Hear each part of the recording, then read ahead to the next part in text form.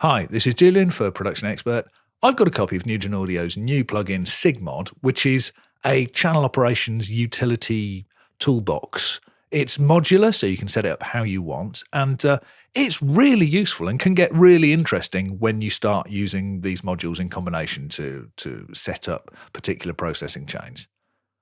To give you an example of the kind of things that you can do with it, here we've got the default patch which comes up. It's got input and output modules. In stereo, they are left and right, unsurprisingly. And then in between, we've got three modules. We've got some polarity switches, we've got a sum to mono, and we've got this protect module, which we'll talk about another time. But this is not the only configuration you can have. If you hit setup, you can do pretty much what you like from the provided components. So, for example, if you wanted to move the mono switch, you can pick it up and you can move it. And if you come back here, it's moved in that setup. If you wanted to get rid of the polarity switches, just hit delete and they're gone. If you want to introduce a new module, you can hit one of these pluses, and then this brings up the available modules, which I'm not going to go through all of these here because I am going to do some follow-up videos showing some use cases for this and investigating this a little bit more deeply. But we've got mid-side switching, we've got channel switching, delays, crossovers, phase and polarity, DC offset. We've got quite a bit on offer here. I think what I'll do now is, instead of doing that, I'll just show you a couple of examples from the presets, and it'll give you an idea of the kind of thing that can be achieved. So here, I've got some drums, and the first one I'll show you is preset 10, mono check.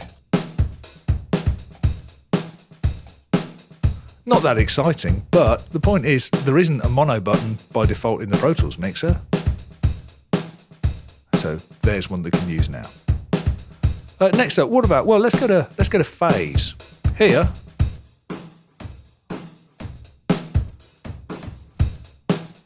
polarity switching for one or the other sides of a stereo signal.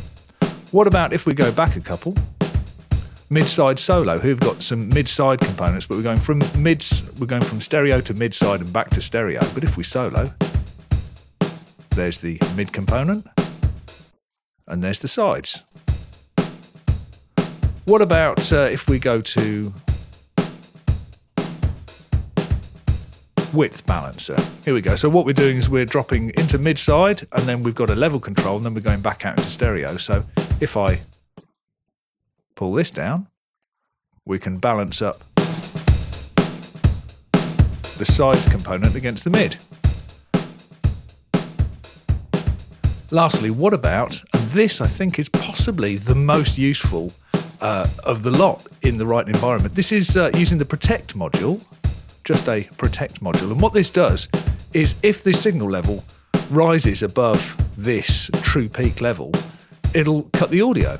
So if I bring this down to some kind of level, here we go, we'll try maybe there, and I bring the level up, and it cuts the feed until you reset it.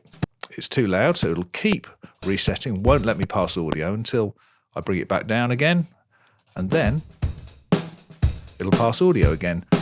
Just thinking in terms of the kind of awkward situations that could solve dealing with headphone mixes, that's worth the price of entry on its own. So that's definitely one worth thinking about. There are various ways you can set this up so that it manually resets or cuts for a certain amount of time. But anyway, that is a very quick overview of what you can do with SigMod. I'm going to follow this up with some other videos showing you specific examples of using this in a bit more depth. But for now, that's SigMod from Nugen, a really useful utility toolbox of channel operations, which you can set up in this modular environment to do some potentially quite complex routing and processing.